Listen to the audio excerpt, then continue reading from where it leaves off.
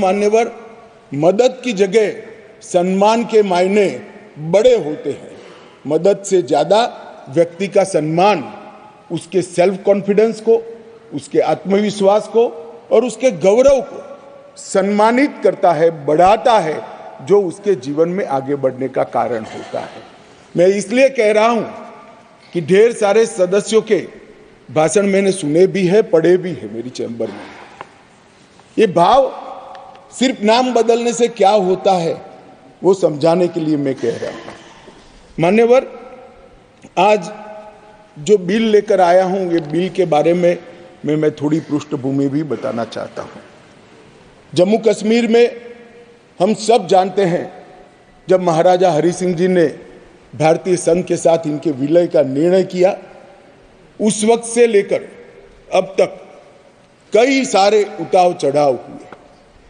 80 के दशक के बाद आतंकवाद का एक दौर भी आया और वो बड़ा भयावह दृश्य था। पीढ़ियों से, सदियों से जो लोग अपनी भूमि पर रहते थे, अपना देश समझकर रहते थे, अपनी जन्मभूमि समझकर रहते थे, वो मूल समेत उखड़ गए माने। और किसी ने इनकी केयर नहीं करी, इनकी चिंता भी नहीं करी, ना इसको रोकने का प्रयास किया। और कई बार तो मान्यवर, रोकने की जिनकी जिम्मेदारी थी वो इंग्लैंड में वैकेशन कर रहे थे, मैं नाम देना नहीं चाहता, और फिर कहते हमने कुर्बानी दी।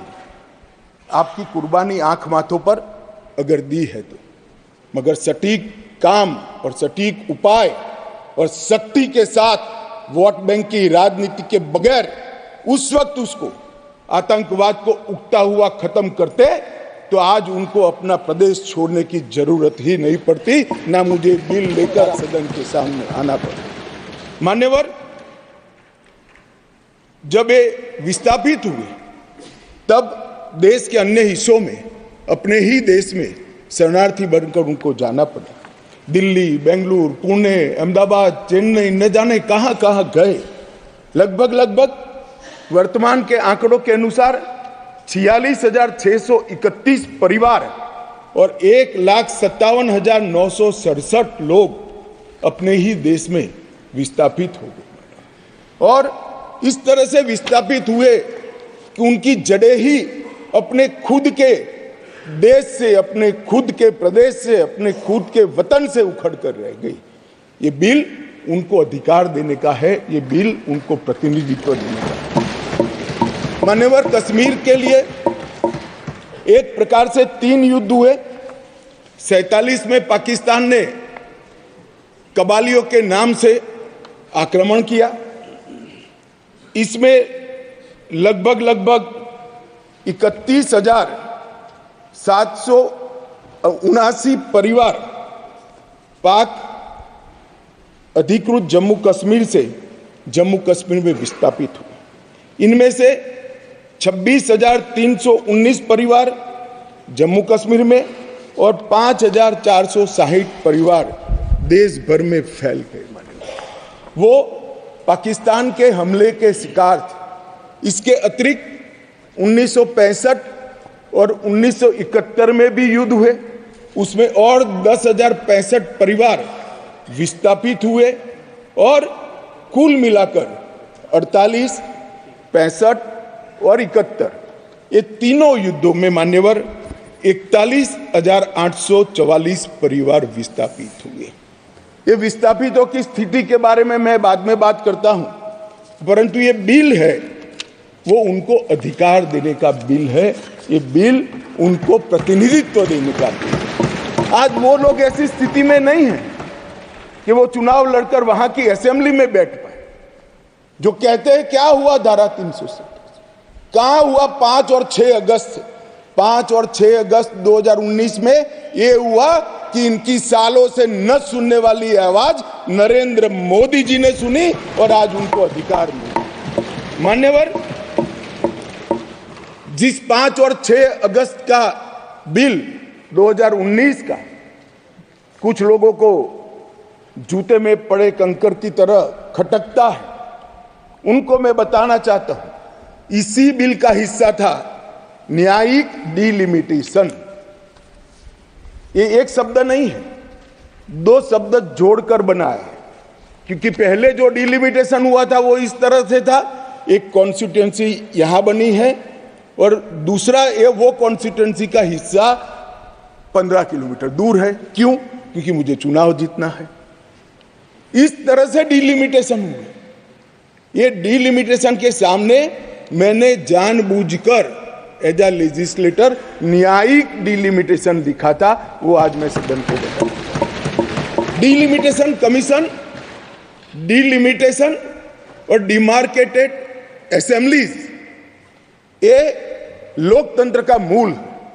जनप्रतिनिधि को चुनने की इकाई तय करने की प्रक्रिया है। असेंबली जो बनती है वहीं से मतदाता अपना प्रतिनिधि विधानसभा में भेजते हैं। अगर डिलिमिटेशन की प्रक्रिया ही पवित्र नहीं है तो लोकतंत्र कभी पवित्र नहीं रह सकता मान्यवर। इसलिए इस बिल के अंदर हमने व्यवस्था करी थी कि डिलिमिटेशन, न्यायिक डिलिमिटेशन फिर से किया जाएगा और सभी की सुनवाई हुई। डिलिमिटेशन कमीशन जम्मू कश्मीर में सब जगह पे गया, अंतिम जिले से लेकर पहले जिले तक सब जगह घूमे। कई समुदायों के प्रतिनिधियों ने इनको आवेदन पत्र दिए थे। पाक ऑक्यूपाई कश्मीर से आए हुए लोगों ने भी दिए थे और कश्मीर घाटी से भागकर जम्मू में शरण लेने वाले लोगों ने और कश्मीर घाटी से भागकर देश भर में फैले हुए कश्मीरियों ने भी आवेदन दिए थे कि हमारा प्रतिनिधित्व का कोई डिलिमिटेशन कमीशन संज्ञान ले। और मुझे आनंद है मान्यवर कि डिलिमिटेशन कमीशन ने इसका संज्ञान लिया। भारत के इलेक्शन कमिश्नर ने विधानसभा में 2 सीटें कश्मीरी विस्थापितों के लिए नामांकन की जा सके और 1 सीट अनधिकृत ऑक्यूपेशन जो हमारे कश्मीर का हिस्सा पाकिस्तान कर बैठा है, वहां से विस्थापित लोगों में से एक व्यक्ति को नॉमिनेट करना पड़ेगा।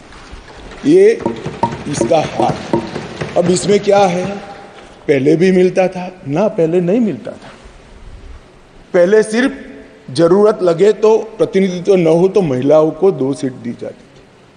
हमने 3 सीटें और अपॉइंट करने की डिलिमिटेशन कमीशन की जो सिफारिश है उसको बिल में परिवर्तित कर कानूनी जामा पहनाकर आज मैं इस महान सदन के सामने उपस्थित हुआ हूं। मान्यवर, इसमें से 2 सीटें कश्मीरी विस्थापितों के लिए होगी जो घाटी से विस्थापित हुए हैं और 1 सीट पाक ऑक्यूपाई जम्मू कश्मीर के विस्थापित व्यक्तियों के लिए नामित की जाएगी। इसमें से एक महिला होना जरूरी है। इस प्रकार का एक कानूनी सुधार लेकर आज मैं यहाँ पर हुआ है।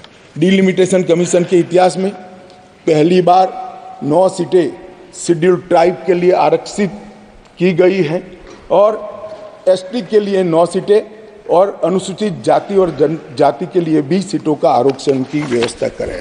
नई जो स्कीम बनी है उसमें जम्मू में पहले 37 सीटें थी, 37 सीटें थी। ये भी न्याय का सवाल है। जम्मू में पहले 37 सीटें थी, अब 43 हुई है, 43 हुई है। कश्मीर में पहले 46 थी, अब 47 हुई है और पाक ऑक्यूपाई कश्मीर की 24 सीटें, क्योंकि वो हमारा है, हमने रिजर्व रखी है मान्यवर, 24 सीटों को।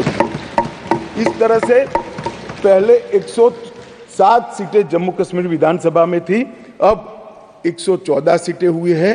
पहले 2 नॉमिनेटेड मेंबर हुआ करते थे, अब 5 नॉमिनेटेड मेंबर मान्यवर इसमें होंगे। जम्मू कश्मीर के कानून के हिसाब से 2 महिलाओं को राज्यपाल द्वारा मनोनीत किया जाता है और धारा 15 के अनुसार किया जाता है। और अब इसमें कश्मीरी प्रवासियों में से 2, जिसमें से 1 महिला, और पाक ऑक्यूपाई कश्मीर से 1 नामांकन किया जाएगा। मान्यवर, ये इसलिए संभव हुआ है कि 5 और 6 अगस्त को ये ऐतिहासिक बिल नरेंद्र भाई ने कैबिनेट में पारित किया और इस सदन ने इसको परमिशन दी, इसको मान्यता दी और धारा 370 चली गई। इसी का हिस्सा था ये डिलिमिटेशन कमीशन। मान्यवर, सुरक्षा का परिदृश्य मैं इस पर बाद में बात करूंगा। ढेर सारे सदस्यों ने इसकी चिंता भी व्यक्त की है, मैं भी चिंतित हूं, परंतु क्या हुआ है वो बताना ये मेरा फर्ज है, क्योंकि एक ओर से रिकॉर्ड पर चीजें आ गई है तो मुझे जवाब तो जरूर उसका देना पड़ेगा। और आज जो धारा 370 हटने के बाद क्या विकास हुआ, आतंकवाद तो अब भी चल रहा है, कश्मीरियत का कितना नुकसान हुआ, ये सारी चीजों के जवाब मैं बहुत डिटेल मान्यवर दूंगा। और ये दोनों जो संशोधन है वो संशोधन आने वाले दिनों में इतिहास इस सदन के इस प्रयास को और सदन के आशीर्वाद को हर कश्मीरी जो प्रताड़ित है वो याद रखेगा, हर कश्मीरी जो पिछड़ा है वो याद रखेगा कि नरेंद्र मोदी सरकार ने 70 साल से दर दर की ठोकरें खाने वाले भटकते हुए अपने ही देश के भाइयों बहनों को न्याय दिलाने के लिए उनको 2 सीटें का रिजर्वेशन दिया और अपना देश छोड़कर पाक ऑक्यूपाई कश्मीर से यहाँ शरणार्थी बने हुए लोगों को रिजर्वेशन दिया। और जो डिप्राइव थे उनको कमजोर लोग ऐसे अपमानित करने वाले शब्द की जगह पिछड़ा वर्ग का संवैधानिक शब्द इनके लिए रखकर आज ये बिल लगभग आए। इन्होंने क्या कहा, कई सदस्यों ने पूछा कि क्या हुआ है इनके लिए, विस्थापितों के लिए क्या हुआ है, रिजर्वेशन देने से क्या होगा। रिजर्वेशन देने से उनकी आवाज कश्मीर की विधानसभा में गूंजेगी और फिर कोई ऐसी स्थिति करना जाएगा तो नहीं रोकेंगे उसे, क्योंकि उनकी आवाज वहां। मान्यवर, इसके अलावे 5675 कश्मीरी विस्थापित परिवार आज रोजगार पैकेज का फायदा उठा रहे हैं। ऐसे कर्मचारियों के लिए 6000 फ्लैट बनाने का प्रोजेक्ट था जो नहीं समाप्त हुआ, 14 से शुरू हुआ, मगर अब राष्ट्रपति शासन डालने के बाद लगभग 880 फ्लैट्स बन गए हैं और उनको हैंडओवर करने की प्रक्रिया चालू है। इनकी ऑनलाइन शिकायत लेकर इसके निवारण का पोर्टल भी मान्यवर शुरू कर दिया गया है। और एक बहुत महत्वपूर्ण कानून, जो लोग कहते हैं, मैं कश्मीर के जो सांसद बैठे हैं उनको विशेष रूप से कहना चाहता हूं, क्या हुआ जो कहते हैं इनको बताना चाहता हूं। मान्यवर, जब आतंकवाद चालू हुआ, निशाना बनाकर सबको भगाना शुरू हुआ, घड़ियाली आंसू बहाने वाले तो मैंने बहुत देखे, शब्दों से अच्छे तरीके से सांत्वना देने वाले मैंने बहुत नेता देखे हैं, मगर नरेंद्र मोदी एकमात्र व्यक्ति ऐसा है जिन्होंने इनके आंसू साच अर्थ में पोंछने का काम किया। मान्यवर, उनकी पीड़ा का हम कल्पना नहीं कर सकते, जो करोड़ों रुपए का प्रॉपर्टी वहां छोड़कर जान बचाने के लिए कहीं बेंगलुरु, कहीं अहमदाबाद, कहीं दिल्ली, कहीं जम्मू में जाकर कैंप में रहे हैं, अपने स्तर से बहुत नीचे जीवन जी रहे हैं। इनकी पीड़ा की कल्पना हम नहीं कर सकते बाकी के देश के हिस्से में रहकर, मगर जब वहां से भागे वो करोड़ों रुपए की संपत्ति किसी ने कब्जा ली। कब्जा लेने के बाद कहा कि अब तुझे कुछ नहीं मिलेगा, मैं जो देता हूं वो ले लो। औने पौने दाम में करोड़ों रुपए की संपत्ति एक प्रकार से छीन ली गई और प्रशासन चुपचाप बैठा, कोई कदम नहीं उठाए। और मान्यवर, हमने इसका रास्ता ढूंढा, नया कानून बनाया और वो रिट्रोस्पेक्टिव इफेक्ट से उनको वापस देने का काम भारतीय जनता पार्टी की नरेंद्र मोदी सरकार। ये पूछते हैं क्या हुआ था वो भी बताया और अब क्या हुआ वो भी बताया। और बहुत बोले हो, धैर्य रखना सुनने का, आज जरा धैर्य रखकर सुनना। और मेरा निवेदन है, जितने बैठे कम ही बैठे हैं, चले न जाए। मान्यवर, अधिवास प्रमाण पत्र लगभग 1.6 लाख लोगों को अधिवास प्रमाण पत्र देने का काम ये भारतीय जनता पार्टी की सरकार है। नरेंद्र मोदी जी के प्रधानमंत्री बनने के बाद प्रति व्यक्ति 3250 रुपया और अधिकतम सीमा परिवार में 13,000 रुपया कैश डॉल दिया जाता है। इन लोगों को प्रति व्यक्ति 9 किलो चावल, 2 किलो आटा और 1 किलो मासिक चीनी देने का काम हमारी सरकार करती है माननीय। और पाक ऑक्युपाई कश्मीर से जो लोग आए थे उनको एक मुश्त 5.5 लाख रुपया एक साथ देने का काम ये नरेंद्र मोदी। जो लोग कहते थे कि क्या हुआ, आप तो मूल से ही कटे हो साहब, मूल के साथ संपर्क ही नहीं, कैसे मालूम पड़ेगा बदलाव क्या हुआ है। इंग्लैंड में वैकेशन कर जम्मू कश्मीर के बदलाव का अनुभव नहीं कर सकते हो मान्यवर। हमने दादा बैठो, दादा बैठो। आपको नहीं कह रहा हूं दादा, बैठ जाइए। आप कहां कश्मीरी हो?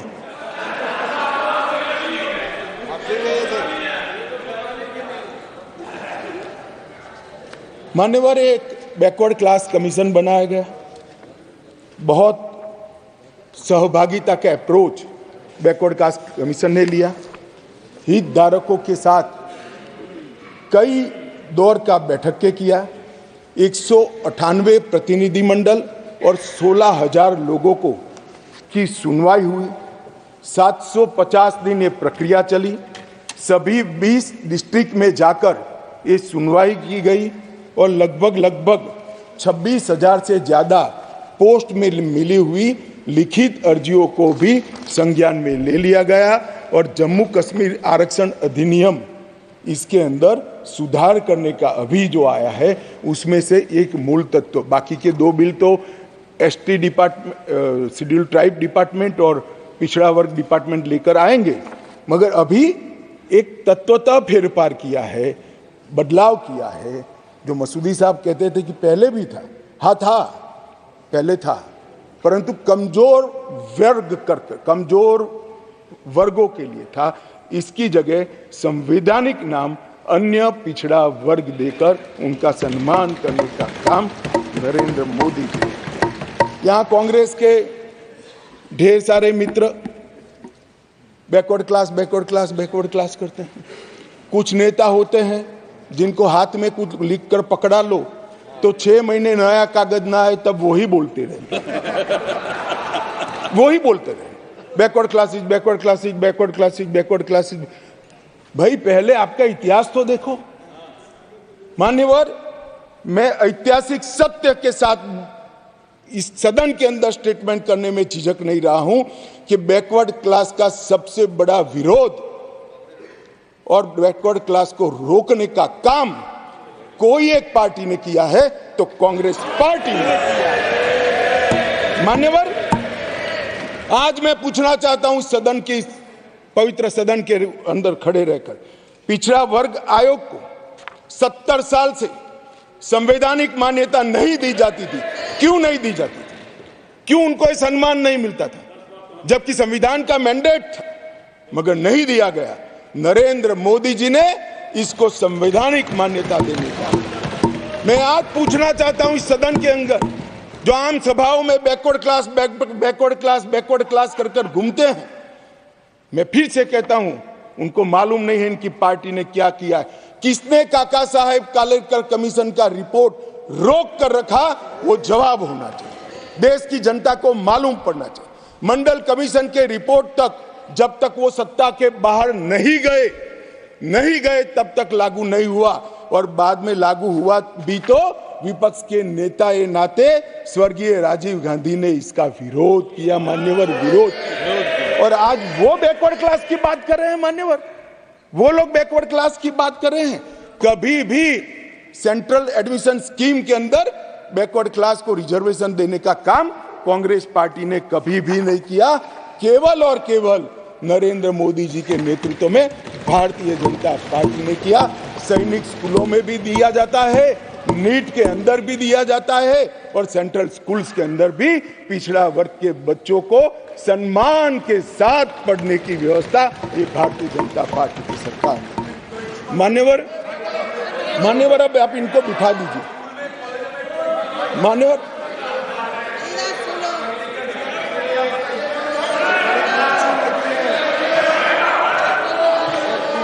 मान्यवर, अब तक डिप्राइव लोगों की बात करते, अब तक ईडब्ल्यूएस इकोनॉमी का रूप से पिछड़े लोगों को आरक्षण देने की बात कभी नहीं सोची गई। पहली बार नरेंद्र मोदी जी ने अनारक्षित जातियों के गरीब बच्चों को 10% रिजर्वेशन देने का काम किया। और मान्यवर, आज ये नामकरण में भिन्नता से क्या होता है इनको मालूम नहीं है, इनको मालूम नहीं है।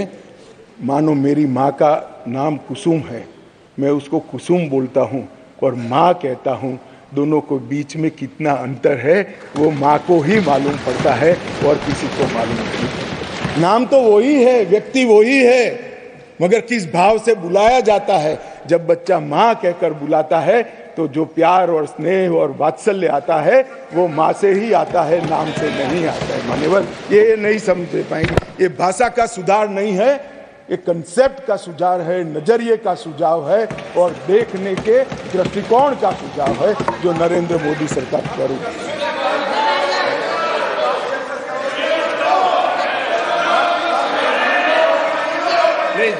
प्लीज।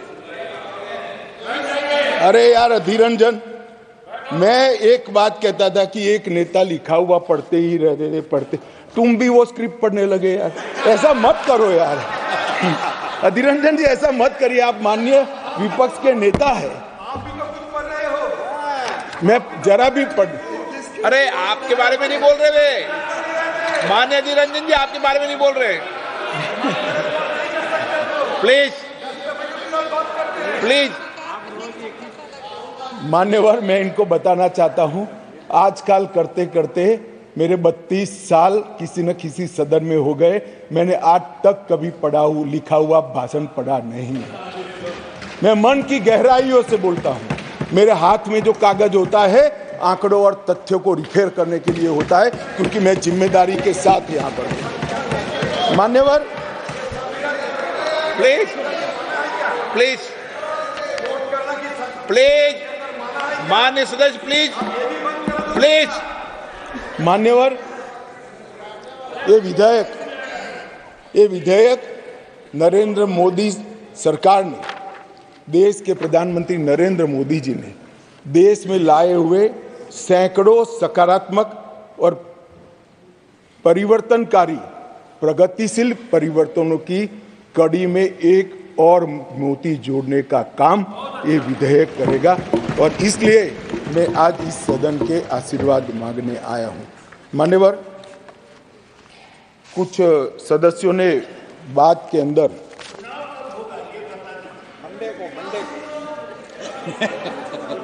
दादा धैर्य से सुनना पड़ेगा, अंत में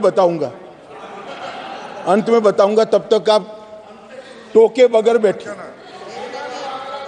मान्यवर, कुछ कानूनी और संवैधानिक मुद्दे खड़े कर दिए। पहले एक मॉरल बात लाए कि भाई जिस कानून के अंदर आप अमेंडमेंट लेकर आए हो वो कानून ही कोर्ट के सामने चैलेंज में है। मसूदी साहब तो हाई कोर्ट के जज रहे, विद्वान न्यायाधीश रहे हैं, अधिवक्ता अच्छे ही होंगे तभी तो जज बने होंगे।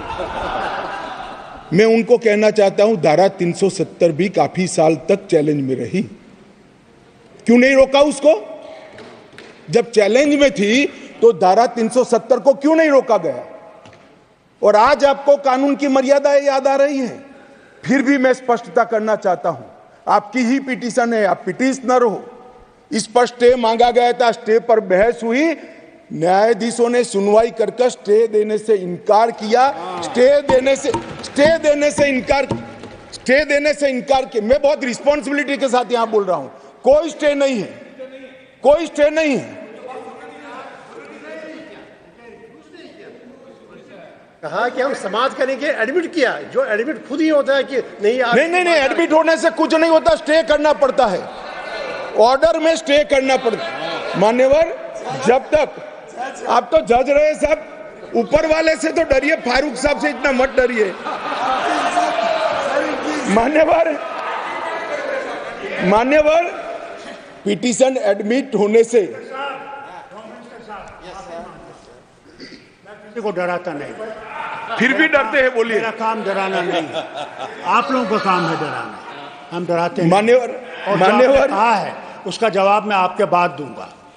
नहीं दे सकते आप, नियमों के अनुसार नहीं दे सकते। मान्यवर, मैं अभी पढ़ के सुनाता हूँ। इस पर बहस ही नहीं है, लैंग्वेज क्या है इस बहस इस पर है कि अनुच्छेद 3 के परंतु को, जिसमें असेंबली का पावर यहां पर आता है, इसको निलंबित किया गया है या नहीं गया। एक लिमिटेड क्वेश्चन पर हम है, कहां ये बात ही खड़ी होती है। नो, माननीय अध्यक्ष जी, मुझे संरक्षण दीजिए, ऐसे नहीं हो सकता बिल का जवाब। नो, माननीय गृह मंत्री जी, आपका रिकॉर्ड भी नहीं जा रहा है, इससे माननीय गृह मंत्री जी। मान्यवर, आप प्लीज मुझे व्यवस्था दीजिए, ऐसे बिल का जवाब नहीं दिया जा सकता, ऐसे महत्वपूर्ण बिल का।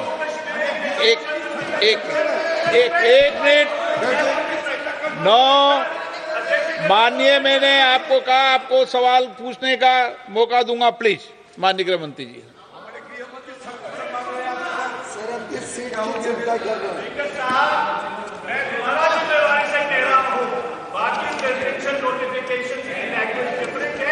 जम्मू कश्मीर के प्रेसिडेंशियल नोटिफिकेशन की लैंग्वेज डिफरेंट है।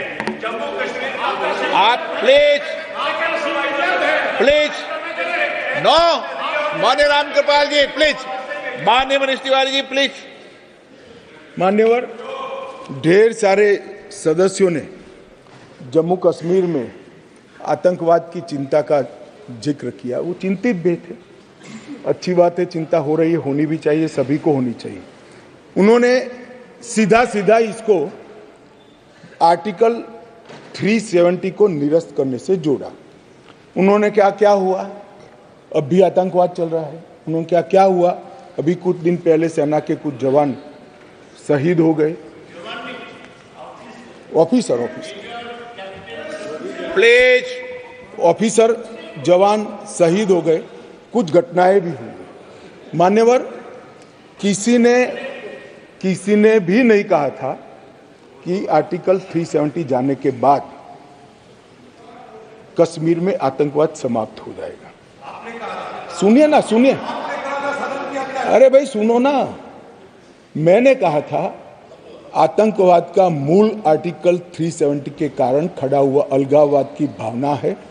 आर्टिकल 370 जाने से अलगाववाद में बहुत बड़ी कमी आने वाली है और इसके कारण आतंकवादी भावनाओं में कमी आएगी। रिकॉर्ड की बात है भाई अभिनंदन जी। अब मैं बताता हूं मान्यवर, 1994 से 2004, इसमें शासन पर मैं नहीं जा रहा, कालखंड बोल रहा हूं, कई शासन आए हैं।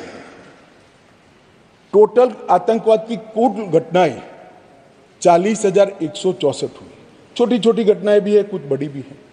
2004 से 14 मनमोहन सिंह सोनिया जी के शासन का समय, आतंकवाद की घटनाएं 7,217 हुई, 7,270। और नरेंद्र मोदी सरकार में 14 से 23 तक सिर्फ 2,000 हुई, 70% की कमी आई है।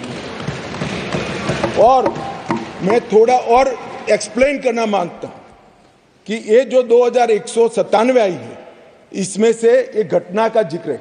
65% घटनाएं पुलिस की गई कार्यवाही के कारण अकर हुई है। मतलब कोई जगह पे सूचना मिलती है कि आतंकवादी छिपा है, पुलिस इस पर हमला करती है तो भी वो आतंकवादी मुठभेड़ मानी जाती है। इस प्रकार की 70% कमी आई है 2004 से 14 में और 14 से 23 में। नागरिकों के मृत्यु के अंदर 72% की कमी आई है और सिक्योरिटी फोर्सेस के मृत्यु के अंदर 59% की कमी नरेंद्र मोदी सरकार में।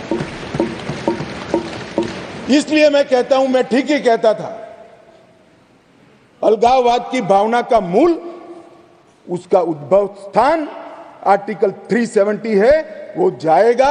अलगाववाद की भावना भी over a period of time खत्म होगी और आतंकवाद भी खत्म। और कल पथराव की बात करते, मैंने 2 साल लिए हैं साहब। 2010 2654 पथराव की घटनाएं हुई थी 2010 में। 2023 में 0, एक भी पथराववाद नहीं हुआ। ऑर्गेनाइज हड़ताल जो कॉल देकर पाकिस्तान से कॉल देते थे इनके आका, और कश्मीर की वैली और जम्मू बंद हो जाते थे।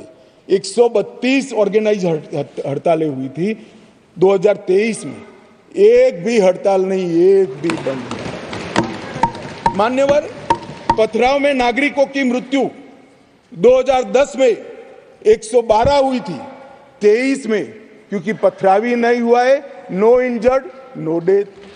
मान्यवर, सिक्योरिटी फोर्सेस पथराव के कारण 6235 हुए थे इंजर्ड सिक्योरिटी फोर्सेस, और इस बार क्योंकि पथरावी नहीं हुआ है 0 इंजर्ड है। क्या बदला हुआ है? इनको मैं कहता हूं क्या बदला हुआ है? अरे इसी सदन में रहकर सारी मर्यादाएं तोड़कर अगर धारा 370 खत्म हुई तो खून की नदियां बह जाएगी कहते थे। खून की नदियां छोड़ो, कंकड़ चलाने की हिम्मत नहीं है किसी की। इस तरह की व्यवस्था भारतीय जनता पार्टी की सरकार। और मान्यवर, सीज फायर के वायोलेशन की घटना 2010 में एक साल में 70, 2023 में 2, घुसपैठ 2010 में 489, 2023 में सिर्फ 48, आतंकवादी मारे गए 112 मारे गए थे, कुल मिलाकर एवरेज निकाल दे तो 278 आतंकवादी मारे गए हैं। मान्यवर, वापिस लौट गए, पहले 18 वापिस लौटे थे, अब 281 वापिस लौट गए हैं। पाकिस्तान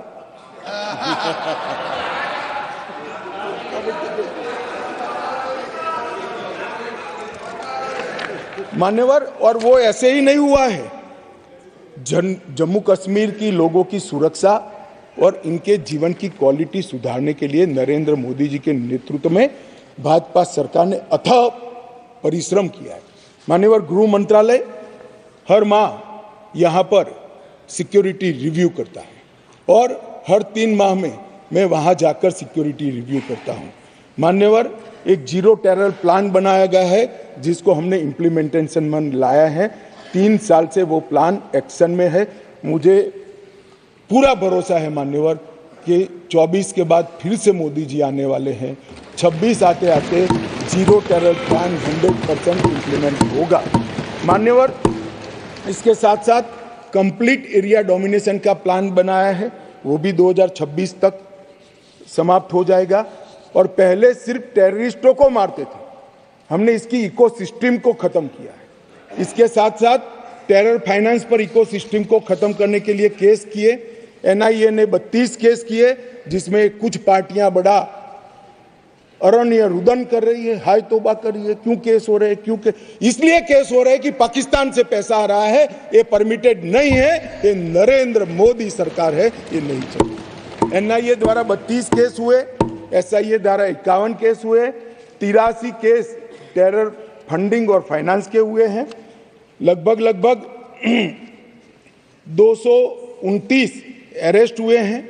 150 करोड़ की मूल्य की 57 प्रॉपर्टी को सीज कर नीलामी के लिए कोर्ट के सामने दस्तावेज रख दिए गए और 134 बैंक अकाउंट सील किए, जिसमें 122 करोड़ रुपया सीज हुआ है और 5.5 करोड़ रुपया कैश हुई है। और मान्यवर कहते थे क्या फर्क पड़ा है? अब्दुल्ला साहब बैठे थे। अब्दुल्ला साहब, आप जब मुख्यमंत्री पद छोड़े तब से लेकर मोदी जी प्रधानमंत्री बने तब तक 19 तक जम्मू कश्मीर में थिएटर नहीं चलते थे। पूरे देश को मालूम ही नहीं है, जम्मू कश्मीर में थिएटर नहीं चलते थे। धारा 370 खत्म होने के बाद 2021 में जम्मू कश्मीर में पहला थिएटर शुरू हुआ।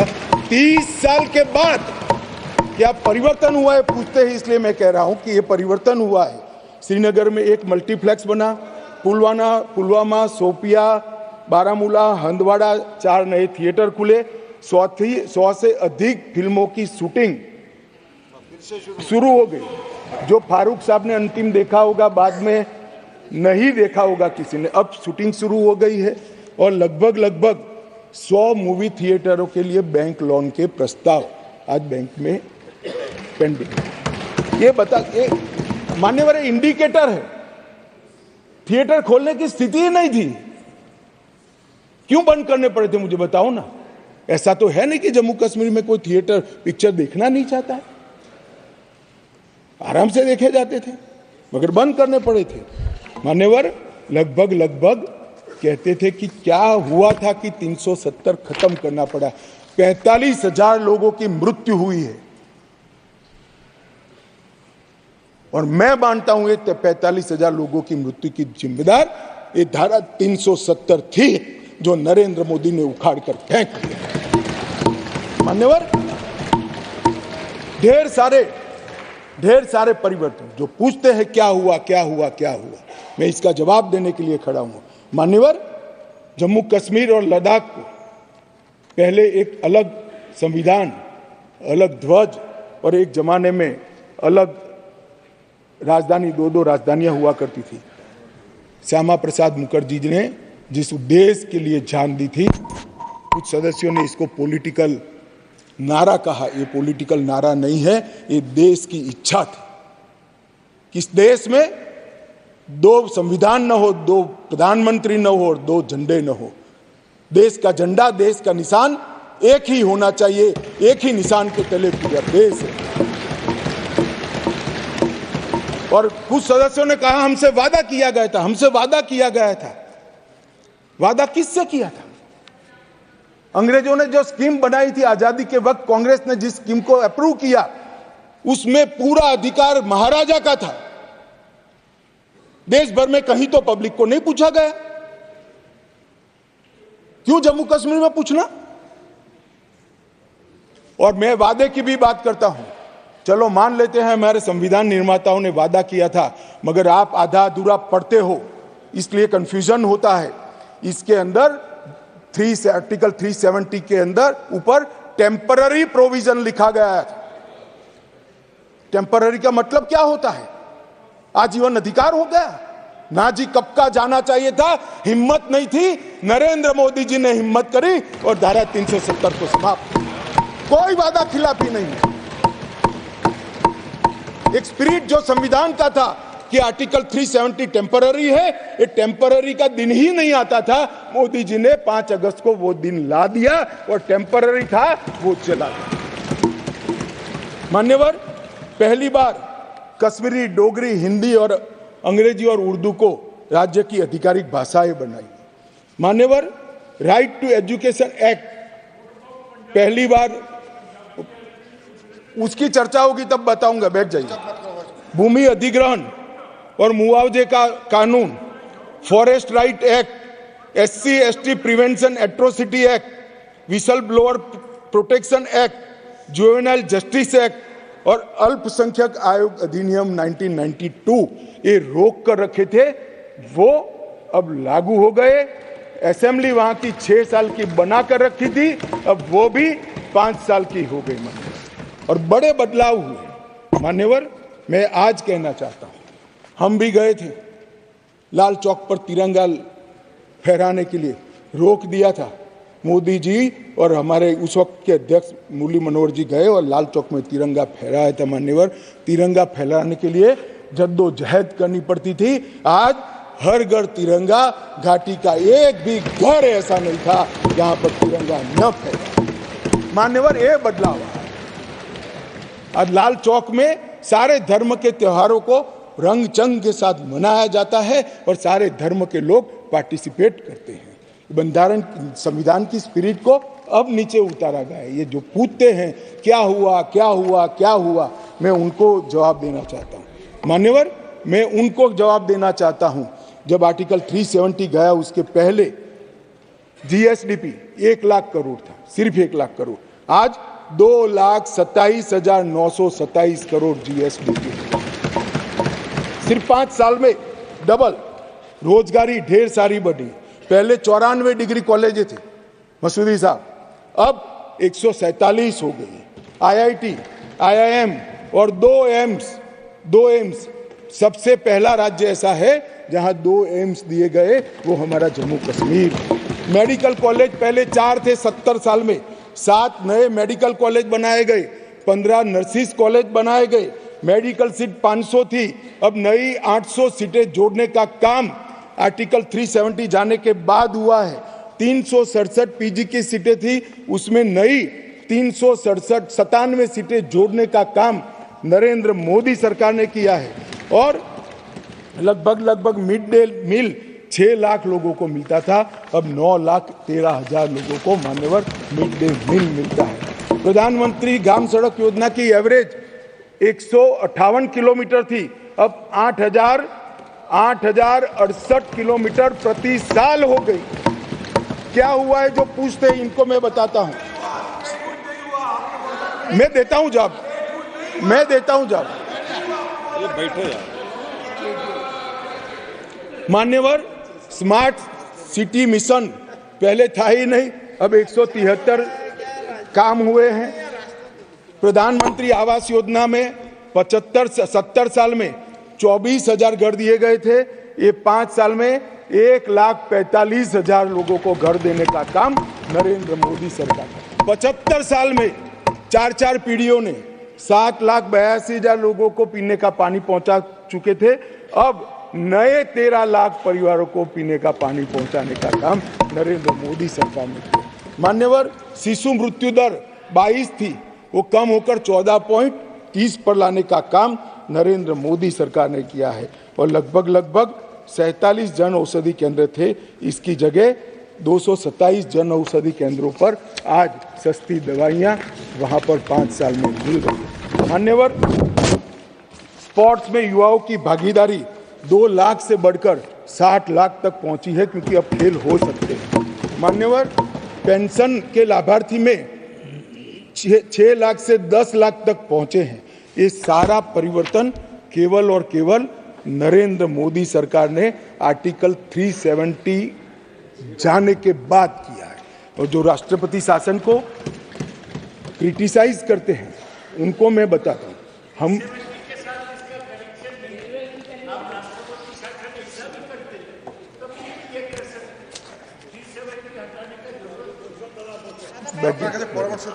दादा आप कई बार बंगाल में पहुंच जाते हुए यहाँ बैठे हुए 370 के कारण आतंकवाद घटा है।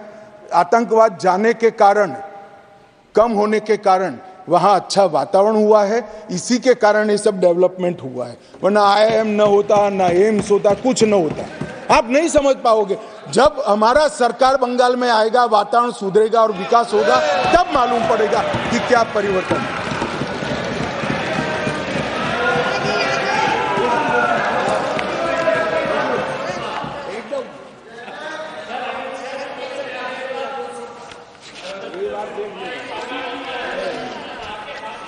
मान्यवर प्रेमचंद्रन जी ने यहाँ से किसी सदस्य ने कहा, एक शब्द प्रयोग पर बहुत बड़ी आपत्ति की। मैं वो शब्द प्रयोग की अनुमोदन करने के लिए आज मेरी बात कहना चाहता हूँ। मैं वो शब्द प्रयोग को सपोर्ट करना चाहता हूँ। वो शब्द प्रयोग था नेहरूवियन ब्लंडर। नेहरू के समय में जो ब्लंडर हुआ था, इसके कारण कश्मीर को भुगतना पड़ा। मैं मान्यवर इस सदन में खड़ा रहकर आपके आसन के सामने जिम्मेदारी के साथ कहता हूं कि 2 बड़ी गलतियां जो पंडित जवाहरलाल नेहरू के प्रधानमंत्री काल में हुई, उनके लिए गए निर्णयों से हुई। इसके कारण सालों तक कश्मीर ने सहन करना पड़ा। एक सबसे बड़ी गलती, जब हमारी सेना जीत रही थी, पंजाब का एरिया आते ही सीज फायर कर दिया गया और पाक ऑक्यूपाई कश्मीर का जन्म हुआ। अगर सीज फायर 3 दिन लेट होता तो पाक ऑक्यूपाई कश्मीर आज भारत का हिस्सा।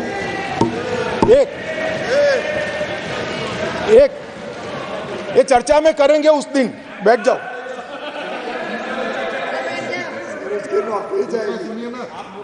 चर्चा है ना पूरा दिन। मान्यवर, और दूसरा,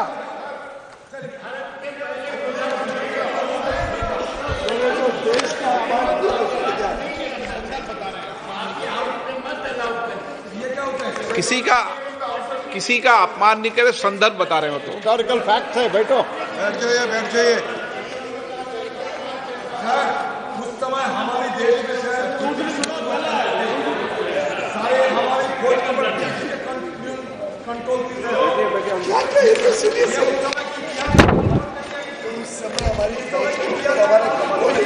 नहीं तो आपको कैसे मालूम हुआ इस वक्त का? मान्यवर अभी तो एक ही का है, दूसरा तो सुने।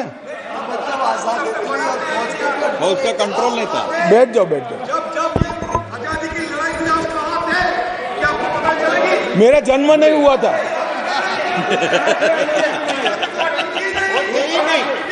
मान्यवर अमित भाई नहीं थे। आजादी की लड़ाई में तुम कहाँ थे? अरे तो माननीय गृह मंत्री जी ने, एक मिनट प्लीज दादा, माननीय गृह मंत्री जी ने ऑफिशियल स्टेटमेंट दे दिया था कि आजादी की लड़ाई के समय का पूरा स्टेटमेंट कोर्ट में दे दिया, अभी फिर दे देंगे। बेटा सुनो, आप बता दो साहब इनको एक बार। दूसरी गलती, दूसरा भी संदर्भ और कर दें आप, गलती नहीं संदर्भ, सॉरी। मान्यवर एक ही गलती बताने से इतना तिल मिला गया। नहीं मैंने हटा दिया। मैं तो सिर्फ नहीं ऐसा नहीं है, मैं सिर्फ दो ही बताना चाहता हूँ। एक, पूरा कश्मीर जीते बगैर सीज फायर कर लिया, और दूसरा यूएन के अंदर हमारे मसले को ले जाने की बहुत बड़ी गलती की। मान्यवर मैं एक कोट अनकोट पढ़ना चाहता हूँ। मैंने बहुत सावधानी से आपके द्वारा उठाए गए बिंदुओं को देखा, एक पत्र का हिस्सा है। मैंने बहुत सावधानी से आपके द्वारा उठाए गए बिंदुओं को देखा है, लेकिन मुझे डर है कि मेरे विचार आपके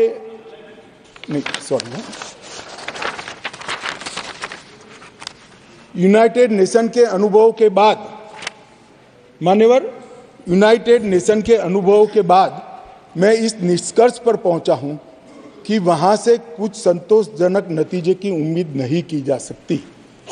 मुझे यह एक अच्छा फैसला लगा, इनटू ब्रैकेट सीज फायर, मुझे यह एक अच्छा फैसला लगा, लेकिन इस मसले को ठीक से नहीं निपटा गया। हम सीज फायर और विचार करके कुछ बेहतर मार्ग निकाल सकते थे। मुझे लगता है कि भूतकाल में हमसे द्वारा की गई गलती है। इसमें आपत्ति है? नहीं कर सकते, स्वयं जवाहरलाल नेहरू ने कहा है। अब मुझे क्या कह रहे हो? नेहरू ने स्वयं कहा है। मैं रेफरेंस भी दे देता हूं। Nehru memorial museum and library, Jawaharlal Nehru collection, JNSG 143 के अंदर स्वयं जवाहरलाल नेहरू का शेख अब्दुल्ला जी को लिखा हुआ पत्र के मेरी गलती थी। मैं साहब किसी को कोट नहीं कर रहा।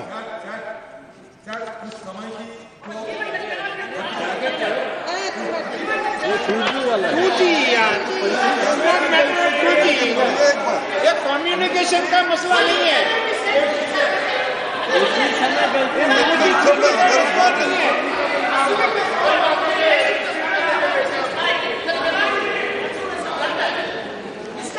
मान्यवर मिस्टेक बोल रहे हैं, उसको इतना बड़ा कांड हो गया, देश की भूमि पे मुझे को लगता है सिर्फ मिस्टेक। मान्यवर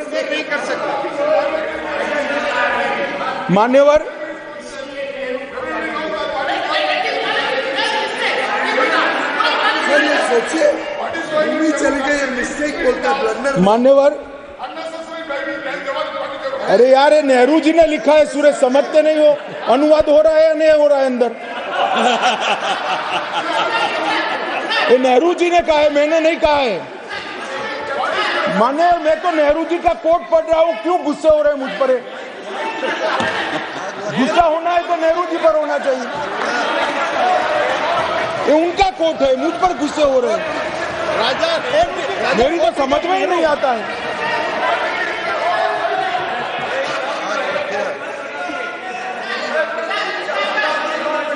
मान्यवर, ये खामखा मुझ पर गुस्से हो रहे हैं। मैंने जो पढ़ा है वो नेहरू जी ने स्वयं शेख अब्दुल्ला जी को लिखा हुआ है, और गुस्से होना है तो जवाहरलाल नेहरू जी पर उनको होना चाहिए।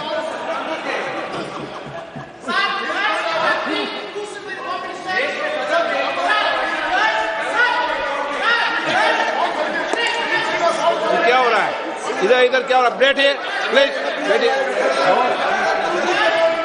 प्लीज, आप भी बैठिए, आप भी बैठिए, आप भी बैठिए।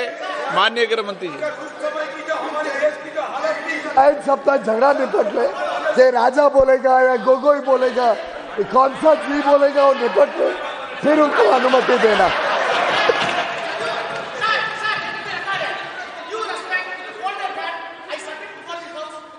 Home Minister, the words which are being used as against Nehru by the Home Minister are not at all matching to the stature of Home Minister. माननीय गृह मंत्री,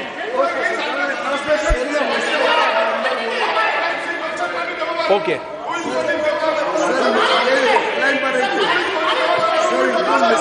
प्लीज प्लीज प्लीज बैठे, प्लीज। पीछे से सीनियर मेंबर कह रहे हैं आपको, प्लीज बैठ जाइए।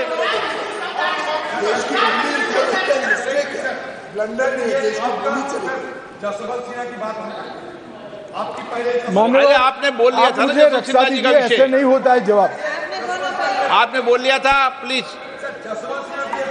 अरे आपने कोट किया है, बैठो अभी। माननीय गृह मंत्री जी, आपका रिकॉर्ड में जा रहा, बाकी रिकॉर्ड में जा रहा। मान्यवर, उस वक्त जब यूएन में मामला भेजना था तब भी निर्णय बहुत आनन फानन में लिया गया। मामले को संयुक्त राष्ट्र चार्टर के अनुच्छेद 35 की जगह 51 के तहत ले जाना चाहिए था। मेरा तो मत है ले जाना ही नहीं चाहिए, मगर ले जाना था तो 51 के तहत ले जाना चाहिए था। इसकी जगह 35 पर ले गए। वो भी कई लोगों ने रिकॉर्ड पर सलाह देने के बावजूद भी निर्णय कर दिया गया कि अनुच्छेद 35 के तहत ले जाएंगे।